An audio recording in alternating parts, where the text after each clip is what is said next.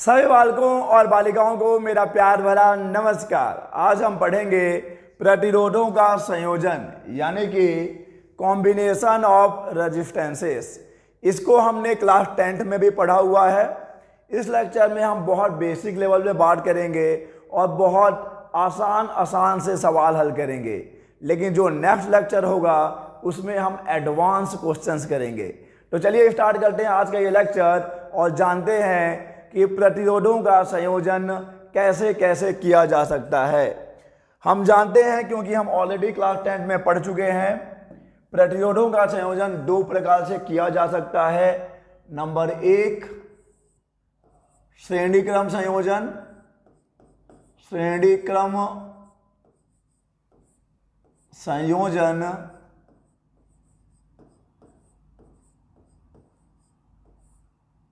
जिसको कि इंग्लिश में हम लोग बोलते हैं सीरीज कॉम्बिनेशन।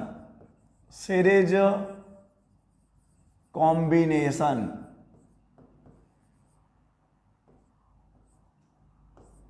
और नंबर 2 है समांतर क्रम संयोजन। समांतर क्रम संयोजन जिसको हम लोग इंग्लिश में बोलेंगे पैरेलल कॉम्बिनेशन। Parallel combination.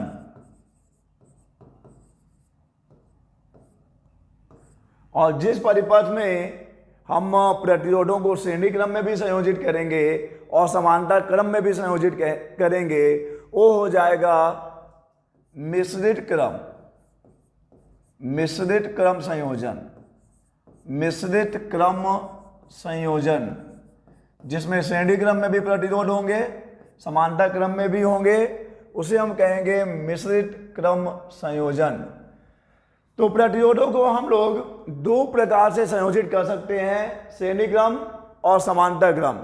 तो चलिए देखते हैं कि जब हम लोग प्रतिरोधों को श्रेणी क्रम में संयोजित करेंगे तो तुल्यांकी प्रतिरोध क्या होगा, और जब हम लोग प्रतिरोधों को समांतर क्रम में संयोजित करेंगे तो तुल्यांकी प्रतिरोध क्या होगा।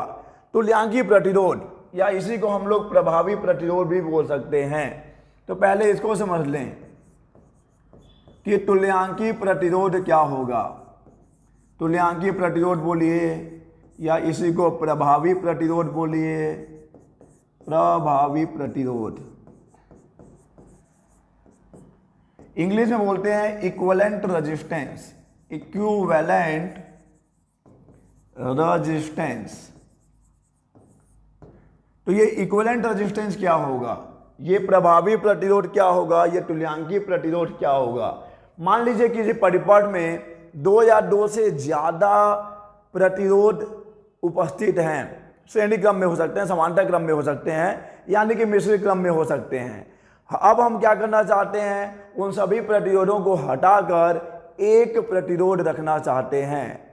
तो जब हम उन सभी प्रतिरोधों को हटाकर एक प्रतिरोध रखेंगे तो वो प्रतिरोध ऐसा होना चाहिए जो समान विभवांतर लगाने पर समान विभवांतर पर उसमें से समान धारा प्रवाहित होनी चाहिए।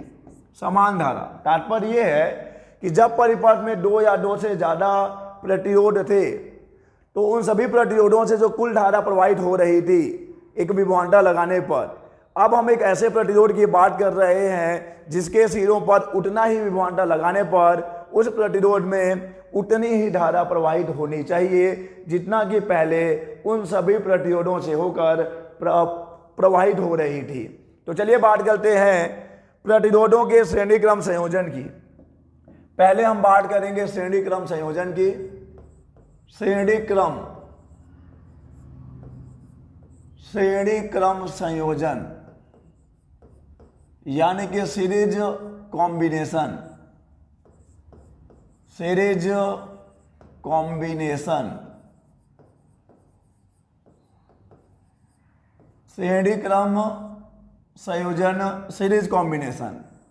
देखिए प्रतिरोधों के श्रेणी क्रम संयोजन में हम लोग प्रतिरोधों को कैसे संयोजित करेंगे, इसको आपने क्लास 10 में भी पढ़ा हुआ है और अभी हमने क्लास 12th में चैप्टर 2 में संधारित्रों का संयोजन भी पढ़ा है। वहाँ भी हमने श्रेणी क्रम की बात की है, समानता क्रम की बात की है। तो प्रतिरोधों के श्रेणी क्रम संयोजन में हम क्या करते हैं, पहले प्रतिरोध के दूसरे सिरे को, देखो बच्चे इधर देखो, पहले प्रतिरोध के दूसरे सिरे को अगले प्रतिरोध के पहले सिरे से जोड़ देते हैं। पहले प्रतिरोध के दूसरे सिरे को अगले प्रतिरोध के पहले सिरे से जोड़ दिया जाता है। फिर जो दूसरा प्रतिरोध है उसके दूसरे सिरे को अगले प्रतिरोध के पहले सिरे से जोड़ दिया जाता है और यही क्रम चलता जाएगा, यही क्रम चलता जाएगा। जितने प्रतिरोधों को आप श्रेणी क्रम में जोड़ना चाहते हैं उनको आप इसी क्रम में जोड़ते चले जाएंगे। जो पहला प्रतिरोध होगा उसके दूसरे सिरे को अगले प्रतिरोध के पहले सिरे से जोड़ देंगे और जो दूसरा प्रतिरोध होगा उसके दूसरे सिरे को उसके अगले वाले प्रतिरोध के पहले सिरे से जोड़ देंगे और यही क्रम चलता जाएगा। और लास्ट में आप जो पहला प्रतिरोध है उसके पहले सिरे और जो अंतिम प्रतिरोध है उसके अंतिम सिरे के बीच में आप बैटरी संयोजित कर देंगे, क्योंकि आपको धारा चाहिए। मान लीजिए इस बैटरी का विभवांतर V है, ओके बच्चे, इस बैटरी का विभवांतर V है। तो यहाँ पे हमने 3 प्रतिरोधों का उदाहरण लिया है। हमारे पास 3 प्रतिरोध हैं, R1, R2 और R3, और तीनों ही प्रतिरोध यहाँ पर श्रेणी क्रम में संयोजित किए गए हैं। और फिर उनका जो एक संबंध है एक बैटरी से किया गया है। तो बैटरी से जब संयोजित करेंगे तो इसमें कुछ धारा प्रवाहित होगी। मान लेते हैं धारा I प्रवाहित हो रही है। तो अब यहाँ पर आप गौर फरमाइए कि धारा I के प्रवाहित होने के लिए एक ही रास्ता है, इसी रास्ते से I होता हुआ वापस आएगा। यानी I के लिए केवल एक ही रास्ता है, यानी कि सभी प्रतिरोधों में एक ही धारा प्रवाहित होगी। तो पहला पॉइंट ऑफ नोट करेंगे कि जब हम लोग प्रतिरोधों को श्रेणी क्रम में संयोजित करते हैं तो सभी प्रतिरोधों में जो श्रेणी क्रम में है सभी प्रतिरोधों में समान धारा प्रवाहित होती है, समान धारा, ठीक है। सभी प्रतिरोधों में समान धारा प्रवाहित होगी। ये पहला आप पॉइंट नोट कर लीजिए, समान धारा प्रवाहित होगी। जितने भी प्रतिरोध श्रेणी क्रम में संयोजित किए जाएंगे उन सभी में समान धारा प्रवाहित होगी। और उसके बाद देखिए यहाँ पर जो विभवांतर है बच्चे वो अलग अलग हो सकता है। यहाँ का विभवांतर V1 हो सकता है, यहाँ का विभवांतर V2 ले लेते हैं, यहाँ का विभवांतर V3 ले लेते हैं। तो यहाँ पर जो विभवांतर होगा, विभवांतर वो अलग अलग होगा, अलग अलग। समान भी हो सकता है, 2 प्रतिरोधों के सिरों का विभवांतर समान भी हो सकता है, लेकिन वो तो निर्भर करता है कि कौन सा प्रतिरोध कितना ज़्यादा है कितना कम है। तो प्रतिरोध के अनुसार विभवांतर होगा, विभवांतर अलग अलग होगा, ठीक है। तो पॉइंट आप पहला ये नोट करेंगे कि समान धारा प्रवाहित होगी। जितने भी प्रतिरोध श्रेणी क्रम में संयोजित किए जाते हैं सभी में समान धारा प्रवाहित होगी। और जो विभवांतर होगा, प्रतिरोधों के सिरों पर जो विभवांतर होगा वो अलग अलग होगा। तो अब देखिए यहाँ पर हम मान लेते हैं कि हमारे पास 2 टर्मिनल्स हैं, 2 सिरे हैं, एक सिरा A एक सिरा B। इन 2 सिरों के बीच में कुल यहाँ पर 3 प्रतिरोध लगाए गए हैं, R1, R2 और R3, इतने भी हो सकते हैं, यहाँ पर 3 है। तो अगर देखा जाए कि A और B के बीच का कुल विभवांतर कितना है, तो A और B के बीच का कुल विभवांतर हो जाएगा V1 plus V2 plus V3। A और B के बीच का कुल विभवांतर है V1 plus V2 plus V3, और ये विभवांतर बैटरी द्वारा लगाए गए विभवांतर के बराबर होगा। तो यहाँ से मिल जाएगा V बराबर V1 plus V2 plus V3। कुछ विभवांतर यहाँ पर है, कुछ विभवांतर यहाँ पर है, कुछ विभवांतर यहाँ है।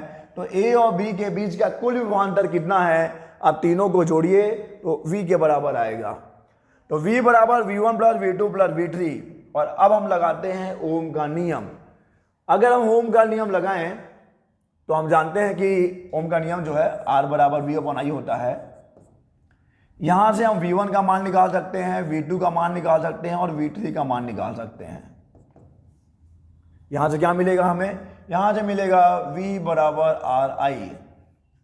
तो अगर हम पहले की बात करें तो पहले का प्रतिरोध तो R1 है, लेकिन धारा I ही है, धारा I ही है। और अगर बात करें V2 की, यहाँ का विभवांतर, तो ये हो जाएगा R2 इंटू I। दूसरे प्रतिरोध में भी उतनी ही धारा प्रवाहित हो रही है। अगर बात करें V3 की, तो ये हो जाएगा R3I, यहाँ पे भी धारा I ही है।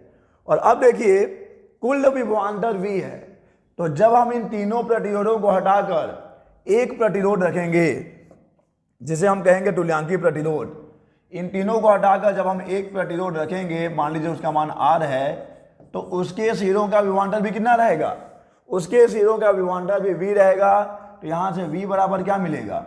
मान लीजिए इसको R इक्विवेलेंट लिख लेते हैं अंग्रेजी में, तो ये हो जाएगा R equivalent into I। Okay, तो जब जितने भी प्रतिरोध श्रेणी क्रम में है उनका आप तुल्यांकी निकालेंगे तो उस तुल्यांकी से भी उतनी ही धारा प्रवाहित होगी, क्योंकि इन सबको हटा के आप एक प्रतिरोध रखेंगे तो उसके लिए भी धारा I ही है। तो जब आप प्रतिरोध श्रेणी क्रम में लेते हैं उनका जो तुल्यांकी होता है उसमें भी उतनी ही धारा प्रवाहित होती है जितने कि उन सभी प्रतिरोधों में प्रवाहित हो रही थी। और विभवांतर क्या हो जाएगा बच्चे? विभवांतर कुल विभवांतर हो जाएगा। तो यहाँ से V बराबर R इक्विवेलेंट I आ जाएगा।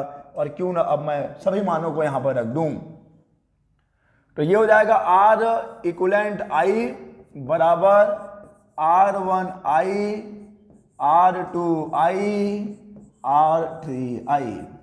और अब यहाँ पे बताने की जरूरत तो नहीं है कि I फिर नहीं आई। R equivalent is equal to R1 plus R2 plus R3। ठीक है बच्चे? So R equivalent is equal to R1 plus R2 plus R3।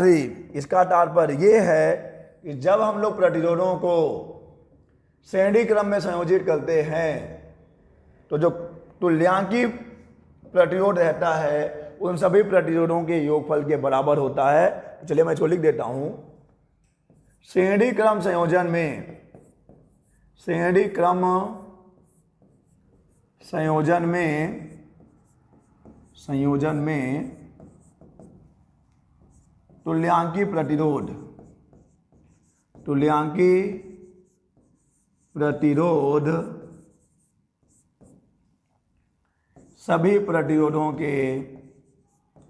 सभी प्रतिरोधों के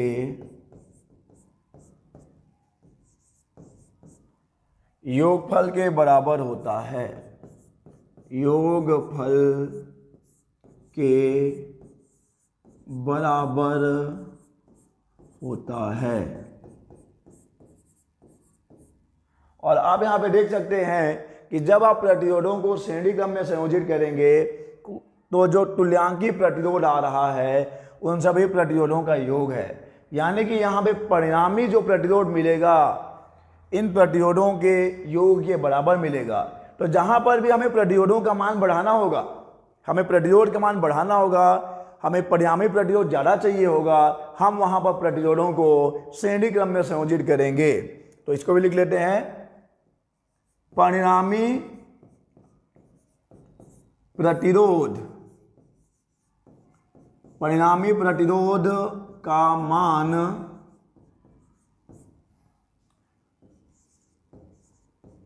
बढ़ाने के लिए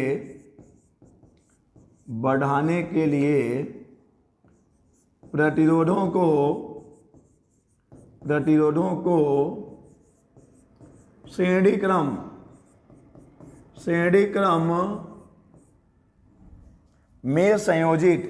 क्रम में संयोजित किया जाता है, श्रेणी क्रम में संयोजित किया जाता है। तो ये है श्रेणी क्रम संयोजन। जब भी हम प्रतिरोधों को श्रेणी क्रम में संयोजित करेंगे तो सभी प्रतिरोधों में समान धारा प्रवाहित होगी, विभवांतर अलग अलग होगा और जो तुल्यांकी प्रतिरोध होगा उन सभी प्रतिरोधों के योगफल के बराबर होगा। तो यहाँ पर देख लीजिए, श्रेणी क्रम संयोजन में तुल्यांकी प्रतिरोध सभी प्रतिरोधों के योगफल के बराबर होता है। और यहाँ से ये स्पष्ट है, क्लियर है कि जब हमको प्रतिरोध का मान बढ़ाना होगा तो हम प्रतिरोधों को श्रेणी क्रम में संयोजित करेंगे। और अब हम बात करते हैं समांतर क्रम संयोजन। समांतर क्रम संयोजन यानी कि पैरेलल कॉम्बिनेशन की, पैरेलल कॉम्बिनेशन।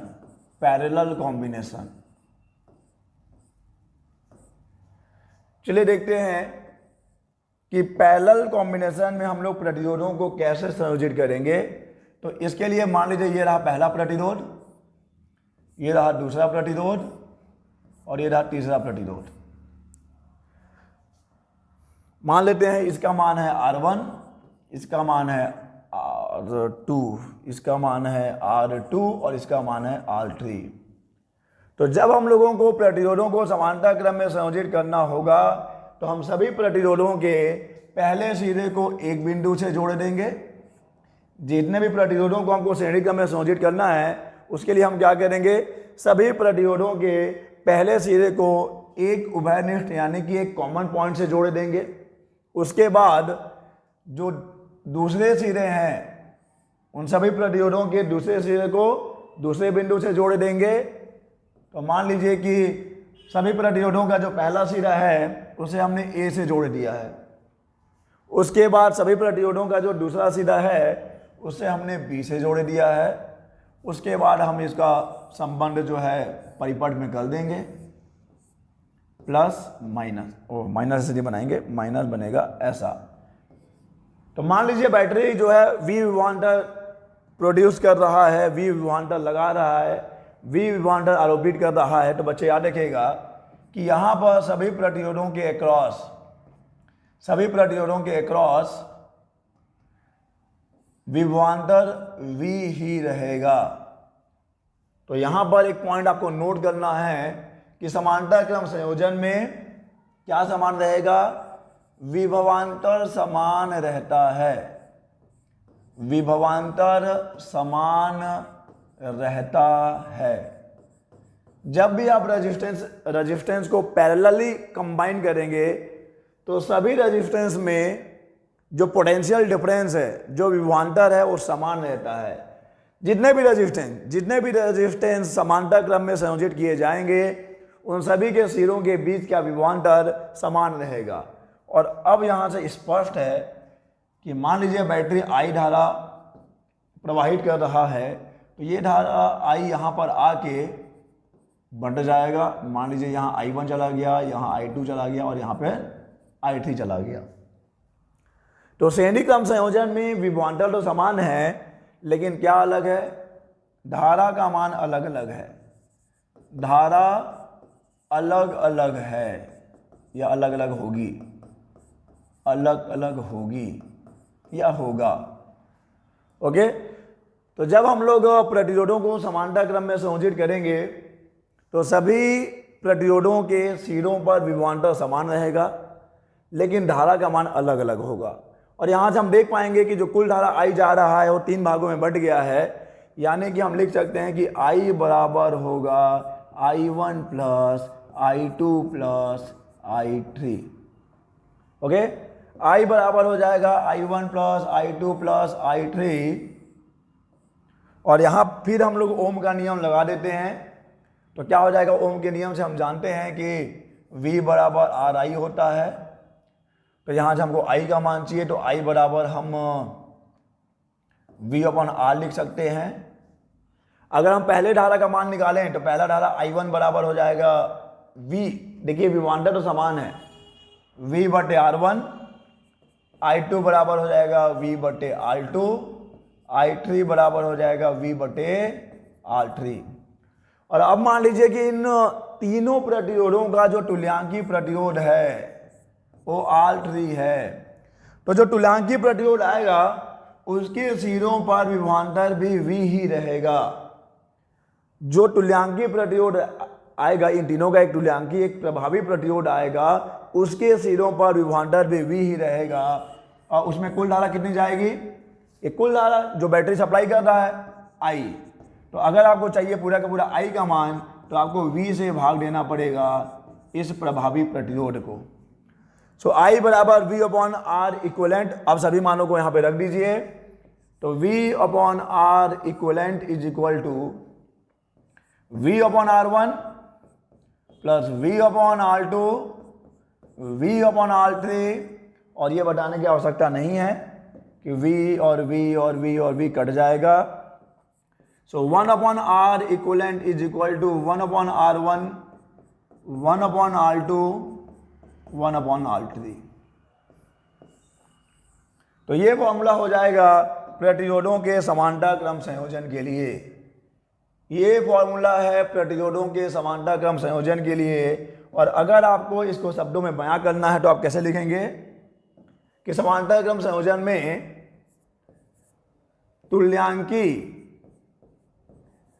तुल्यांकी प्रतिरोध का व्युत्क्रम, देखिए बच्चे ये व्युत्क्रम है ना, तुल्यांकी प्रतिरोध का व्युत्क्रम, तुल्यांकी प्रतिरोध का व्युत्क्रम कॉमा प्रतिरोधों के व्युत्क्रमों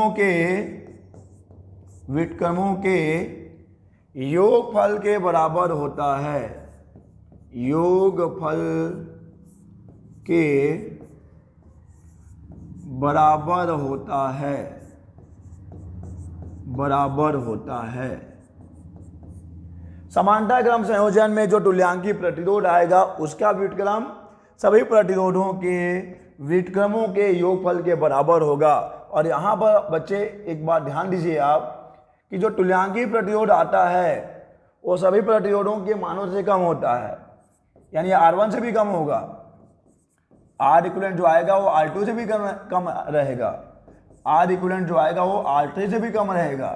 तो जितने भी प्रतिरोधों को आप श्रेणी क्रम में संयोजित करेंगे तो उनका जो तुल्यांकी आएगा उस तुल्यांकी का मान प्रत्येक प्रतिरोध के मान से कम होता है। यानी कि जब हमको प्रतिरोध का मान घटाना है तो हम प्रतिरोधों को समांतर क्रम में संयोजित करेंगे। अगर प्रतिरोधों का मान बढ़ाना है तो श्रेणी क्रम में, अगर प्रतिरोधों का मान घटाना है तो हम प्रतिरोधों को समांतर क्रम में संयोजित करेंगे।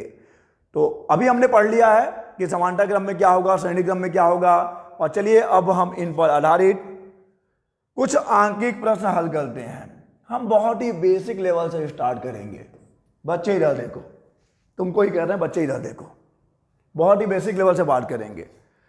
देखो ये जो 3 ओम, अच्छा सभी के सवाल में हम जितने भी सवाल आज हल करेंगे, जितने भी क्वेश्चन सॉल्व करेंगे, सब में हमको करना ये है कि ए और बी के बीच का तुल्यांकी प्रतिरोध निकालना है, इक्विवेलेंट रेजिस्टेंस निकालना है। तो चलिए देखते हैं। तो देखिए ए से हम जाएंगे, ए से जा रहे हैं, 2 ओम आ गया, लेकिन ये रास्ता यहाँ पर डिवाइड हो गया। डिवाइड होने का मतलब है कि रास्ता यहाँ पे बंट गया है। तो एक रास्ते से आप इधर जाएंगे और एक रास्ते से आप इधर जाएंगे। तो आप देख सकते हैं कि ये जो 3 ओम का प्रतिरोध है और 6 ओम का जो प्रतिरोध है, इसका जो पहला टर्मिनल है यहाँ से, इसका भी पहला टर्मिनल यहाँ से, सेकेंड टर्मिनल यहाँ से, सेकेंड टर्मिनल यहाँ से, यानी ये दोनों प्रतिरोध किस में हो जाएंगे, ये दोनों प्रतिरोध हो जाएंगे समांतर क्रम यानी कि पैरेलल कॉम्बिनेशन में हो जाएंगे। तो पहले इन दोनों का आप तुल्यांकी निकाल लीजिए। मान लेते हैं कि इन दोनों का तुल्यांकी है R डैश, लिख लेता हूं मैं, ठीक है। तो 1/R dash is equal to आ जाएगा 1/3 प्लस 1/6। सॉल्व कर लीजिए। 1/R dash is equal to LCM आ जाएगा 6, एलसीएम 6 आएगा, 3 दूनी 6 प्लस 1। तो R डैश का मान आ जाएगा 6/3 और 6/3 का मतलब है 1/2 ना। एक बार करके देख लेते हैं। 3 है कम, अच्छा 2 आ गया। तो R डैश बराबर आ गया 2 ओम। तो R डैश का मान आ गया 2 ओम, यानी कि इन दोनों का जो तुल्यांकी है बच्चे, ये क्या आ जाएगा, इन दोनों का तुल्यांकी आ जाएगा, ये अभी भी वही है। अभी तक हमने बस इन दोनों का तुल्यांकी यानी कि इन दोनों का इक्विवेलेंट निकाला है बस। 3 और 6 का, 3 और 6 का तुल्यांकी कितना है, 2 ओम है। ए वहीं पे है, बी वहीं पे है और ये जो 2 ओम है वो वहीं पे है। तो अब हमको पता करना है कि ए और बी के बीच का तुल्यांकी कितना है। तो अब देखिए 2 और 2 किस में आ गए, 2 और 2 हैं श्रेणी क्रम में ना। तो R बराबर क्या हो जाएगा, R1 प्लस R2 यानी 2 प्लस 2, कितना आ जाएगा आंसर 4 ओम। तो ये हो गया आंसर। तो ऐसे आपको सवालों को हल करना है। आप फिर देख लीजिए कि ये दोनों प्रतिरोध आपको दिख रहे हैं कि समांतर क्रम में है, समांतर क्रम का फॉर्मूला लगाइए। इन दोनों का जो तुल्यांकी आया है 2 ओम, ये इस प्रतिरोध के साथ श्रेणी क्रम में है, श्रेणी क्रम का फॉर्मूला लगाइए। चलिए आगे देखते हैं, ऐसे और भी सवाल हैं। यहां पे भी हमको वही करना है कि ए और बी के बीच का तुल्यांकी प्रतिरोध ज्ञात करना है। चलिए देखते हैं। तो एक बात तो आप याद रखिए, जब भी आपको बोला जाएगा कि ए और बी यानी दो टर्मिनल के बीच का इक्विवेलेंट रेजिस्टेंस निकालना है, ए और बी के बीच का तुल्यांकी प्रतिरोध निकालना है, तो आपको ए से चलकर बी तक पहुंचना है। ए से चलकर बी तक पहुंचना है और उन सभी रास्तों से होकर जाना है जितने की पॉसिबल है, जितने की संभव है। किसी भी रास्ते को आपको छोड़ना नहीं है, सभी रास्ते से आपको होकर जाना है। और वहां से भी आपको समझ में आ जाएगा कि कौन श्रेणी क्रम में है और कौन समांतर क्रम में है। अगर रास्ता एक ही है, रास्ते में कोई बंटवारा नहीं होता है, रास्ते अलग अलग नहीं होते हैं, तब तो श्रेणी क्रम में ही चलता चला जाएगा। अगर रास्तों में बंटवारा हो जाता है, अगर रास्ते अलग अलग हो जाते हैं, तो वहां पे बात आ जाएगी समांतर क्रम की। चलिए देखते हैं। चलो हम यहाँ ए से चलेंगे और हमारी मंजिल बी है, हम ए से चल रहे हैं और हमको बी तक पहुंचना है। तो अब यहाँ से यहाँ नहीं आ जाओगे क्योंकि यहाँ कोई रास्ता नहीं है। ए से चले चले बीच में 3 ओम एक प्रतिरोध आ गया, लेकिन जब आप यहाँ पहुंचोगे तो यहाँ पर आपके पास 3 रास्ते हैं। आप इधर भी जा सकते हैं, आप इधर भी जा सकते हैं, आप इधर भी जा सकते हैं, और आपको तीनों रास्तों से होकर जाना है। ऐसा नहीं कि मैं इस रास्ते से हो गया तो ये रास्ता छोड़ दूंगा। आपको जाना है तीनों रास्तों से, जितने भी संभव रास्ते होंगे उन सभी रास्तों से होकर जाना है। अगर रास्ता एक ही चला जा रहा है तब तो श्रेणी क्रम में है, और अगर रास्तों में बंटवारा होता है तब तो समांतर क्रम में आ जाएगा। चलिए देखते हैं। तो पहले हम बात कर लेते हैं इन 2 रास्तों की। हम चले यहाँ से, चले यहाँ से, यहाँ पे पहुँच गए, ये रास्ता चल के भी हम यहाँ पहुँच गए। तो अब देख लो, ये जो प्रतिरोध है इसका पहला सिरा यहाँ से है, इस प्रतिरोध का भी पहला सिरा यहीं से है, इस प्रतिरोध का दूसरा सिरा यहाँ पे है, इस प्रतिरोध का दूसरा सिरा यहाँ पर है। यानी कि दोनों किस में हो जाएंगे, ये दोनों हो जाएंगे समांतर क्रम में। तो इन दोनों का तुल्यांकी पहले आप निकाल लीजिए। तो क्या आ जाएगा, 1/3 प्लस 1/3 इज इक्वल टू 2/3। यानी कि आंसर कितना आ गया, आंसर आ जाएगा, जो आंसर आएगा वो आ जाएगा 3/2 ओम। पता है ना, उसका व्युत्क्रम लेना पड़ेगा। ये जो 1/3 है, ये 1/3 है, ये 1/r होगा ना। मैं r इसलिए नहीं लिख रहा हूं क्योंकि फाइनल आंसर हम r लेंगे। तो ये 1/r आता है, इसका उल्टा लेंगे तो आपको r मिलेगा। तो इन दोनों को हटा के हम क्या रखेंगे बच्चे, इन दोनों को हटा के हम रखेंगे 3/2। तो यहां से मैं चला और अब ये दोनों रास्ते एक हो गए हैं। इन दोनों रास्तों का जो परिणामी प्रतिरोध है कितना है, अच्छा इसको हमने हाथ नहीं लगाया अभी तक, ये वैसा ही है। ए वही है, बी वही है, ये 3 ओम भी वही है, ये 3 ओम भी यही है। इन दोनों का तुल्यांकी कितना है, 3/2 ओम है। तो इन दोनों रास्तों को जगह हम एक रास्ता लगाएंगे और इसका प्रतिरोध है 3/2 ओम। और फिर से वही प्रक्रिया दोहराई जाएगी। आप ए से चलेंगे यहाँ तक, यहाँ पे रास्ते बढ़ जाएंगे, एक रास्ता इधर को गया, एक रास्ता इधर को गया। तो देखो यहाँ पे आके है और ये यहाँ आके जुड़ेगा। यानी इन दोनों प्रतिरोधों का पहला सिरा यहाँ से जुड़ा हुआ है और दूसरा प्रतिरोध, दूसरा सिरा यहाँ से जुड़ा हुआ है। ये दोनों किस में हो जाएंगे, ये दोनों भी किस में हो जाएंगे, समांतर क्रम में हो जाएंगे। तो समांतर के लिए फॉर्मूला लगा लीजिए, 1/3 प्लस 1/3/2 यानी कि 2/3 होगा ना। 1/3 प्लस 2/3, तो एलसीएम तो 3 ही आएगा और ये हो जाएगा 2 1 3, तो 3 3 कट गया, 1 आ गया। उल्टा पुल्टा करोगे तो भी 1 ही आएगा। तो इसका आंसर आ गया 1 ओम। यानी इन दोनों को हटा के आपको क्या रखना है, इन दोनों को हटा के आपको 1 ओम रखना है। और अब देखिए इन दोनों रास्ते को हटाइए क्योंकि अब दोनों मिलके एक हो गए हैं और ये वहीं भी है ऐसा, और यहाँ पे नहीं है प्रतिरोध। तो ये हो गया 1 ओम, ये है 3 ओम, ये है ए और ये है बी। तो अब आसान है, फिर प्रक्रिया दोहराइए। आप ए से चलेंगे, चलते जाएंगे, चलते जाएंगे, चलते जाएंगे, कोई बंटवारा नहीं हुआ है। यानी कि 3 और 1 किस में है, 3 और 1 श्रेणी क्रम में है, तो आपका आंसर आ जाएगा 3 + 1 यानी कि 4 ओम। तो ए और बी के बीच का जो तुल्यांकीय प्रतिरोध है वो है 4 ओम का। ऐसे आपको सवाल को हल करते चले जाना है। चलिए आगे बढ़ें और ये देखते हैं इसमें क्या करना है आपको। ये क्वेश्चन नंबर 3 है और इसमें भी आपको करना वही है कि ए और बी के बीच का तुल्यांकीय प्रतिरोध ज्ञात करना है। चलो जो प्रक्रिया आपको सिखाई गई है उसी को फॉलो करते हैं। हम ए से चलेंगे और ये चलते गए, हम चलते गए चलते गए चलते गए चलते गए, यहाँ तक कोई दिक्कत नहीं है। लेकिन यहाँ से रास्ते जो है अलग अलग हो गए हैं, तो चलिए इस रास्ते पे हम कभी और लौटेंगे। पहले हम इस रास्ते पे चलते हैं, ये पिंक वाले पर चले गए चले गए चले गए चले गए चले गए चले गए चले गए, यहाँ तक जब हम इस रास्ते पे हो रहे हैं, ये जो गुलाबी रंग का जो एक रास्ता है, इन्हीं रास्ते पे ये दोनों आ रहे हैं 2 और 2, तो ये दोनों किस में हो जाएंगे, ये दोनों हो जाएंगे श्रेणी क्रम में। अगर एक ही रास्ते में प्रतिरोध आ रहे हैं, एक रास्ते में जितने भी रेजिस्टेंस आते हैं वो सब सीरीज में होते हैं, तो एक ही रास्ते में है तो सीरीज के लिए हमको फॉर्मूला मालूम है, 2 + 2 4 हो जाएगा। यानी कि हम इसको ऐसे बना सकते हैं, ये 2 ओम वहीं का वहीं है, ए भी वहीं का वहीं है, और इसको हमने अभी तक हाथ लगाया ही नहीं है, इसको भी नहीं लगाया है, ये भी 2 ओम है, ये भी 2 ओम है। इन दोनों को हटा के हम एक प्रतिरोध रखेंगे जिसका कि मान है, जिसका वैल्यू है कितना, 2 + 2 4 ओम।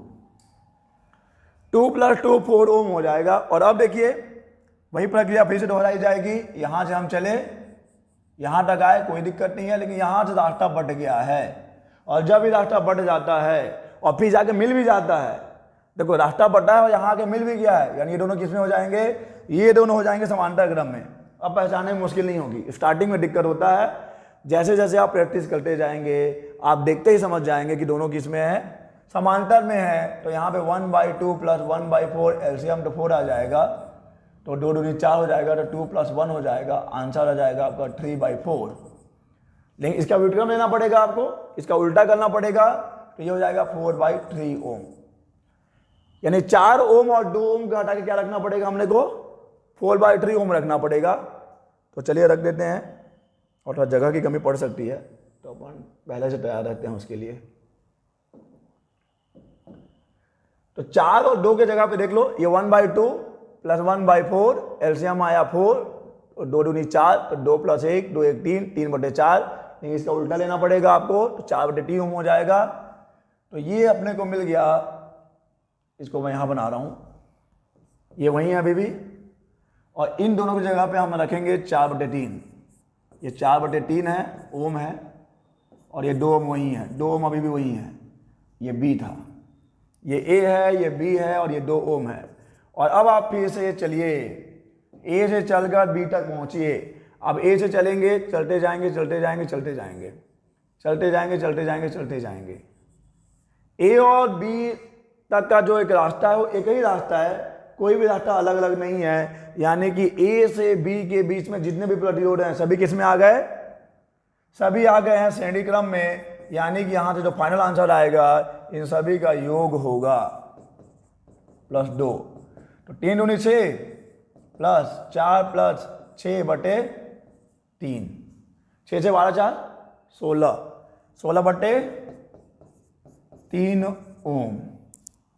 ठीक है, तो लास्ट में ये ऐसा बन जाएगा, ये रहा ए, ये रहा बी, और दोनों के बीच में है 16/3 ओम का प्रतिरोध। यानी इतना सारा जो लफड़ा दिख रहा है, इन सब लफड़ों को हटाकर आप एक लफड़ा ये लगा सकते हैं 16/3 ओम का। चलिए आगे बढ़ेंगे और इसको हल करेंगे। ये तो आसान है, मुझे लगता है तो आप इसको ऐसे ही हल कर लेंगे। मैं बता देता हूँ क्या करना है। देखो ये 3 और ये 3 किस में है, आप ए से चलोगे, ठीक है, रास्ता बढ़ गया, कोई बात नहीं, ये रास्ता अलग हो गया, ये रास्ता अलग हो गया। अब ये रास्ता भी आगे चल के बट गया है, लेकिन यहाँ के मिल भी तो गया है। यानी ये और ये किस में हो गया, 3 और 3 हो गया समांतर क्रम में। तो इन दोनों का अगर आप निकालोगे तो क्या आएगा आंसर, 1/3 + 1/3 यानी कि 2/3, यानी कि फाइनल आंसर आ जाएगा 3/2 ओम। इन दोनों को हटा के रख दीजिए। आप क्या रखेंगे, आप रखेंगे 3/2 ओम। 3/2 ओम। ए अभी भी वही है, और ये रास्ता जो चला गया था वैसे ही है, इसमें कोई चेंज नहीं हुआ है, ये अभी भी वैसा ही है। तो यहाँ से 3/2 और 3 ये दोनों समानता क्रम में आ जाएंगे। समानता के लिए आपको फिर से वही फॉर्मूला लगाना है। समानता के लिए 1/r1 + 1/r2, तो इसको हम 2/3 लिख सकते हैं, ये 1/3 ही है। तो हल कर लीजिए। 3/2 जिसको हम उल्टा करेंगे 2/3 हो जाएगा। 3 आ गया, 2 1 3 आ गया, आंसर 1 आ गया। अगेन इसको आप उल्टा पुल्टा जो करना चाहते हैं कर सकते हैं। तो इन दोनों को हटा के आप क्या रखेंगे, इन दोनों को हटा के आप रखेंगे 1 ओम ऐसा, और ये पहले से है ना बच्चे, बी वही है अभी भी। तो ये इन दोनों का 1 आया आंसर, ये 3 पहले से है, ये ए वही है, बी वही है। अब आप ए से चलकर बी तक पहुंचेंगे तो एक ही रास्ते में है, तो 1 और 3 किस में आ गया, श्रेणी क्रम में। तो 1 + 3 आ जाएगा 4 ओम। तो फाइनल आंसर यही है, 3 + 1 4 ओम। तो ए और बी के बीच का जो तुल्यांकीय प्रतिरोध है वो है 4 ओम का। और थोड़ा इसको सॉल्व कर लेते हैं। अब क्वेश्चन नंबर शायद ये 5 है, ये पीछे में जो है ये क्वेश्चन नंबर 4 है। चलिए इसको देखते हैं। पहले तो आप थोड़ा सा अपना देखने का नजरिया बदलो। अगर केवल ऐसा हो तो ये क्या है, तो बहुत आसान है। आप चलेंगे ए से और सी, फिर डी, फिर बी, कहीं भी कोई भी बंटवारा नहीं है। यानी कि ये तीनों प्रतिरोध किस में हो जाएंगे, ये तीनों प्रतिरोध हो जाएंगे श्रेणी क्रम में। लेकिन यहां पर सवाल ऐसा है कि इस ए को ले जाकर किसे जोड़ दिया है, डी से, और इस बी को ला के किसे जोड़ दिया गया है, सी से। ऐसा प्रॉब्लम हमने संधारित्रों के संयोजन में किया है, कॉम्बिनेशन ऑफ कैपेसिटर्स। ये एक्चुअली में वायर कनेक्शन प्रॉब्लम है।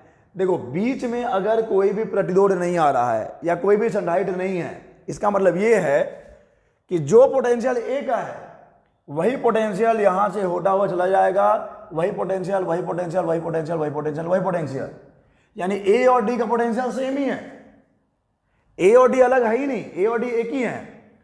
और वही चीज यहां भी हो रहा है, बी से आ गए हम लोग, वही पोटेंशियल, यानी कि वही विभव चलता आएगा, चलता आएगा, चलता आएगा, चलता आएगा। सी भी वही है। तो इसको सॉल्व करने के लिए हमने संधारित्रों में बताया था कि आप मान लीजिए कि एक बैटरी है, काल्पनिक बैटरी, एक इमेजिनरी बैटरी आप इमेजिन कर लो, और ये मान लो कि इसका पोटेंशियल V है, इसका विभव V है और इसका विभव 0 है, ये मान लीजिए आप। तो उससे क्या होगा, देखो बच्चे, अब आप यहां से चले V V V V V V V, इसका V आ गया। अब बीच में कुछ, जब तक बीच में कोई प्रतिरोध नहीं आएगा या बीच में कोई संधारित्र नहीं आएगा, वो विभव चलता चला जाएगा। तो इसका भी विभव V है। हम आगे चलते गए, चलते गए, चलते गए, चलते गए, चलते, इसका भी विभव V है। जब तक बीच में कोई नहीं आएगा तो विभव सेम ही रहेगा। अब ये 0 जा रहा है, 0 जा रहा है, ये 0 है, ये भी 0 है, ये 0 आया आया आया आया, ये भी 0 है। तो जो विभव V का है वही विभव D का है, जो विभव B का है वही विभव C का भी है। और अब देखिए एक्चुअली में ये है कैसा, जो दिखता है एक्चुअली में होता नहीं है।